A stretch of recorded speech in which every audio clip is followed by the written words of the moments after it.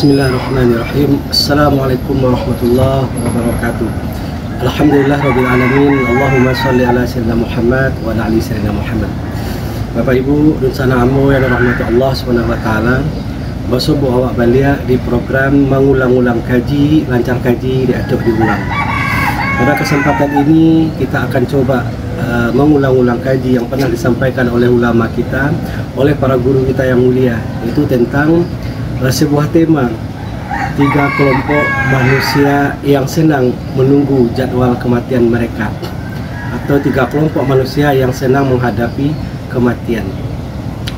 Bapak Ibu dan sana ambu yang rahmati Allah Subhanahu wa taala, kalaulah kita lihat wajah pasangan hidup kita, tengok kini di rumah wajah anak-anak kita, wajah karib keluarga kita, wajah tetangga kita, termasuk Bapak Ibu dan sana ambu, kalau mencelak wajah ambu, maka semua kita pada hari ini dan setiap manusia yang hidup di muka bumi hari ini, siapapun mereka, kita lagi menunggu satu hal yang sangat pasti akan datang kepada kita, yaitu kematian.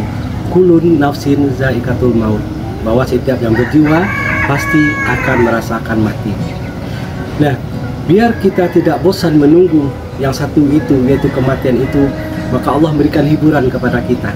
Itulah pasangan hidup kita, itulah anak-anak kita, itulah perniagaan kita, rumah tempat kita tinggal, perniagaan kita, kendaraan kita, sawah ladang kita. Nah, ada orang-orang beriman, ketika Allah berikan hiburan itu kepada mereka, mereka tidak lupa diri, mereka tidak lalai dengan hiburan tersebut. Bahkan mereka bertambah-tambah semangat mereka untuk beribadah kepada Allah Subhanahu wa taala. Tapi sebaliknya, ada orang-orang yang tertipu. Ketika Allah berikan hiburan itu berupa kenikmatan-kenikmatan dunia tadi, mereka lalai dari Allah. Mereka larut dengan hiburan-hiburan tadi. Persis seperti anak kecil yang diberikan mainan kesukaannya. Dia larut dengan mainan tersebut sampai dia lupa mandi, sampai dia lupa makan, sampai dia lupa waktu. Berkali-kali ibunya mengingatkan, ayo nak mandi, ayo nak makan, tapi dia nggak peduli dengan ibunya. Dia larut terus dengan mainannya. Akhirnya ibunya marah, dan ketika ibunya marah, mainan kesayangan tersebut diambil oleh ibunya. Maka anak ini pun menangis, anak ini pun berguling-guling di tanah. Dia protes, kenapa mainan kesukaannya diambil. Nah, persis seperti itulah sebagian besar manusia pada hari ini. Ketika Allah ambil hiburan itu, mereka mulai protes kepada Allah, mengatakan bahwa Allah tidak adil. Padahal mereka selama ini tidak adil memperlakukan Allah. Padahal mereka hidup di dunia ini, Allah perintahkan, wa ma khalaqtul jinna wal ins illa liya'budun. Tidak aku ciptakan jin dan manusia untuk beribadah, tapi mereka lalai dari ibadah itu. Mereka larut dengan kehidupan dunia ini, mereka larut dengan hiburan-hiburan yang Allah berikan tadi. Nah, tentunya kita sebagai orang beriman tidak mau di dalam keadaan seperti itu.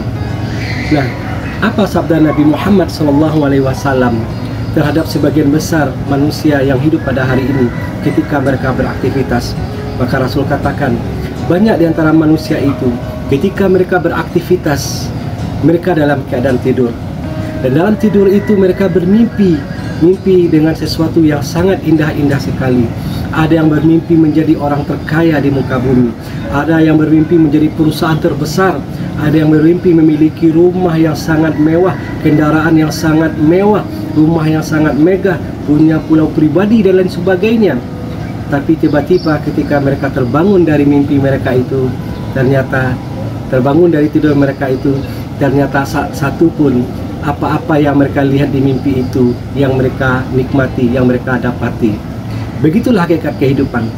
Ketika seseorang sehebat apapun nikmat dunia yang Allah berikan kepada mereka, dan ketika mereka telah meninggal dunia, maka tak satu pun yang mereka cari yang selama ini, yang mereka usahakan selama ini dari pagi sampai malam itu, tak akan ada gunanya dan tak akan ada manfaatnya, kecuali sesuatu yang mereka pergunakan untuk jalan Allah Subhanahu wa taala.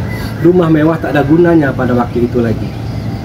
Nah, Bapak Ibu dan sana ambo yang dirahmati Allah Subhanahu wa taala. Maka apa kata ulama kita? Abdullah Al-Aqusturi, beliau mengatakan bahwa ada 3 kelompok manusia yang senang menunggu jadwal kematian mereka. Kelompok pertama yaitu kelompok orang-orang kafir, di mana kelompok ini dijelaskan oleh ulama kita, gambaran adalah orang-orang yang menganggap enteng kematian. tidak terlalu membebankan beban berat bagi mereka, dan mereka tak mempedulikan bahwa ada kehidupan yang lebih dahsyat lagi, yang lebih panjang lagi, yang lebih kekal lagi di kehidupan setelah mereka meninggalkan alam dunia ini. Maka kita lihat bagaimana orang kafir dari bangun tidur sampai tidur lagi, mereka mengisi dengan banyak kelalaian, bahkan dengan banyak kemaksiatan kepada Allah. Bahkan ada di antara mereka justru mengisi hari-hari mereka terus berbuat zalim kepada banyak orang, kepada banyak manusia. Seperti hari ini, bagaimana orang-orang kafir itu Zionis laknatullah Israel yang terus dari hari ke hari kurang lebih 10 bulan mereka terus membantai saudara kita yang di Palestina, menyiksa anak-anak di situ, membiarkan para kaum muslimin yang ada di Gaza mati dalam keadaan kelaparan. Mereka hancurkan rumah-rumahnya, mereka hancurkan sawah ladang dan perniagaannya. Inilah gambaran orang-orang yang senang menghadapi kematiannya, yang tak takut dengan apa-apa yang akan terjadi setelah kematiannya itu. Bahkan kita lihat juga ada di antara mereka yang melakukan olahraga-olahraga ekstrim, olahraga-olahraga menantang maut, seolah-olah mereka itu sudah gak takut lagi dengan yang namanya kematian. Seolah-olah mereka itu punya iman yang sangat kuat, amal soleh yang sangat banyak, sehingga mereka gak khawatir kalaupun mereka mati hari itu, mereka gak peduli. Seperti ada balap Formula F1, seperti ada panjat tebing yang sangat tinggi sekali, olahraga-olahraga ekstrim lainnya yang menantang maut. Bukan karena mereka punya iman yang kuat, bukan karena mereka punya amal soleh yang banyak, tapi kebanyakan dari mereka nggak punya ilmu tentang kehidupan setelah mereka meninggalkan alam dunia ini. Bahwa ada pertanggungjawaban nanti dari setiap yang mereka lakukan itu. Ketika mereka masuk alam barzah, ada masuk nanti di padang mahsyar, dan ada muara kehidupan, yaitu surga dan neraka. Nah, ini kelompok pertama, orang-orang yang menganggap enteng kematian, orang-orang yang menganggap enjoy, bahkan senang menunggu jadwal kematian itu orang-orang kafir. Dan hari ini Bapak Ibu dan sana amo dan rahmat Allah Subhanahu wa taala, betapa banyak orang-orang Islam hari ini meniru-niru gaya orang kafir ini. Dari bangun tidur sampai tidur lagi terus diisi dengan kelalaian, dengan kemaksiatan. Dari bangun tidur sampai tidur lagi nggak peduli dengan perintah-perintah Allah, bahkan lebih banyak melakukan larangan-larangan Allah Subhanahu wa taala. Padahal mereka tahu bahwa ada kehidupan setelah kematian, bahwa mereka tahu adanya pertanggungjawaban nanti di akhirat kelak.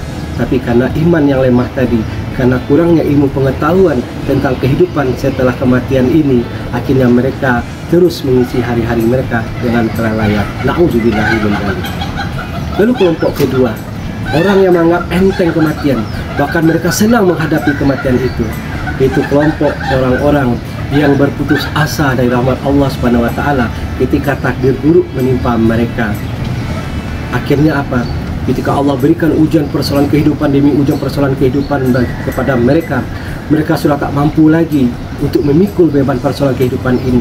Lalu mereka mendapatkan solusi jalan dibisikkan oleh setan karena rapuhnya iman dan kurangnya ilmu pengetahuan tentang kehidupan kampung akhirat. Akhirnya mereka lebih memilih bunuh diri.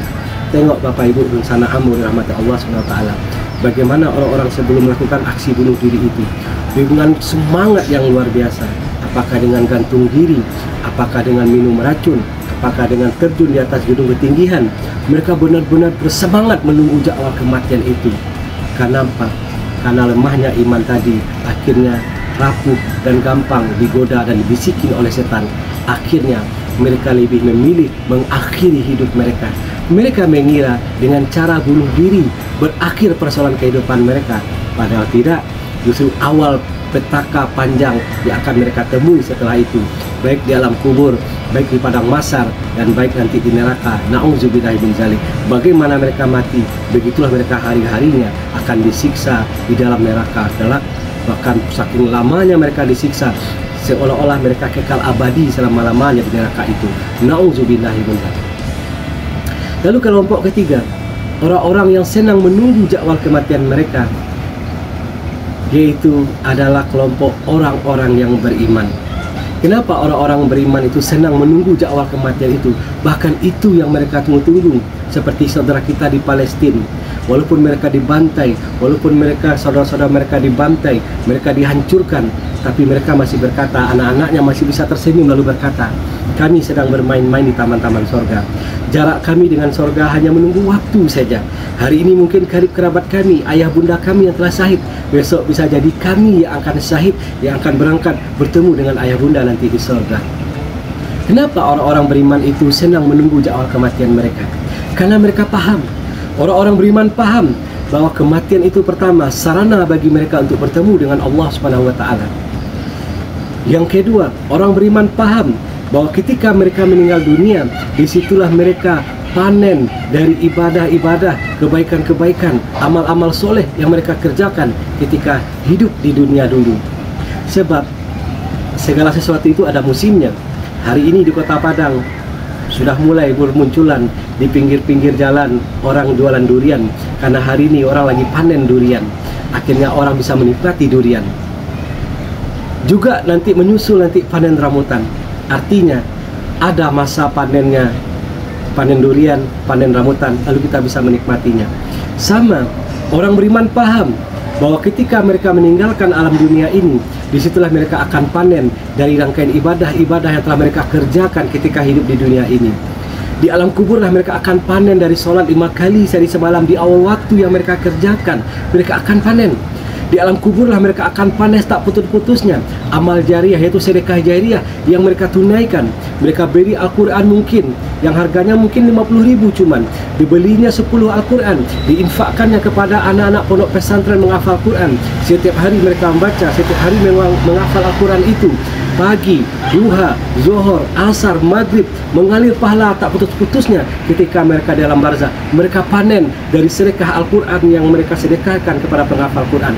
Mereka panen dari masjid yang mereka ikut berkontribusi membangunnya. Dan di alam kuburlah mereka panen dari bacaan-bacaan Quran yang sering mereka lafazkan, apalagi yang sering mendawamkan surat Al-Muluk sebelum tidurnya. Di alam kubur mereka panen dari salawat yang mereka sering ucapkan, istighfar yang mereka sering ucapkan, dan kebaikan-kebaikan yang mereka lakukan selama ini. Lalu yang ketiga, kematian bagi orang beriman itu sarana bagi mereka untuk mudik ke kampung halaman mereka, yaitu surga. Karena setiap kita sebenarnya hakikatnya, kata ulama kita, kampung asal kita adalah surga. Dan seharusnya barang siapa yang bisa kembali ke surga, sungguh mereka telah berada di jalan yang benar, jalan yang lurus. Tapi kalau mereka tak bisa kembali ke surga, sungguh mereka telah tersesat, ikut langkah setan, dan mereka lebih bodoh daripada keledai. Kenapa? Karena keledai itu bawalah keliling-keliling kampung puluhan kali di malam gelap buta. Biarkan, bukan saya keesokan paginya keledai yang kita anggap bodoh, yang kita anggap pandir itu besok akan bisa kembali ke kandangnya dengan selamat. Artinya orang-orang Islam, orang-orang beriman tak bisa masuk ke surga, tak bisa mudik ke kampung halaman mereka di surga. Hakikatnya kata ulama kita, mereka lebih bodoh daripada keledai, karena kita kampung asalnya adalah surga. Kenapa? Bapak moyang kita Nabi Adam alaihissalam asalnya dari surga. Bapak Ibu dan sana ambo dalam hati Allah SWT. Sebagai penutup, ada sebuah kisah inspiratif dari seorang sahabat Nabi, pemburu syahid yang sangat merindukan jadwal kematian itu. Beliau sudah tua renta, namanya Abdullah bin Al-Haram. Setiap perperangan demi perperangan bersama Rasulullah, beliau selalu ikut. Dan suatu ketika Rasul melarangnya, karena Rasul sudah kasihan, kamu istirahat saja, biarlah anakmu Jabir bin Abdullah, salah seorang sahabat usia belasan tahun, 7 sahabat yang termasuk yang paling banyak meriwayatkan hadis dari Nabi Muhammad SAW sehingga sampai kepada kita. Karena hampir 67% periwayatan hadis sehingga sampai kepada kita hari ini adalah melalui jalur anak-anak muda Islam yang usia belasan tahun, termasuk Jabir bin Abdullah radhiyallahu anhu. Akhirnya karena dia terus bermohon kepada Rasulullah SAW, membujuk Rasul agar mengizinkan, akhirnya dia pun ikut dalam peperangan itu.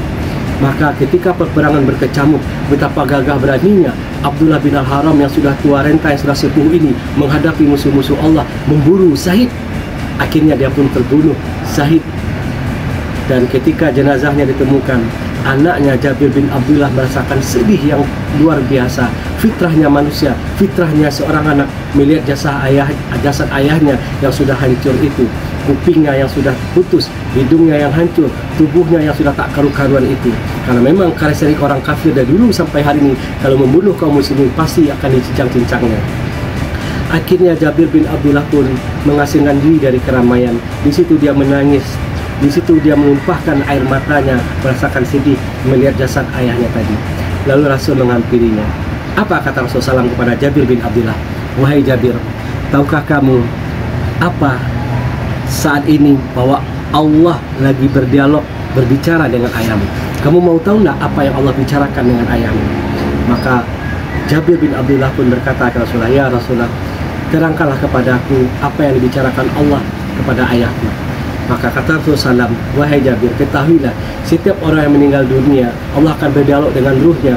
Ada batas hijab, tapi terkhusus dengan ayahmu tidak hari ini.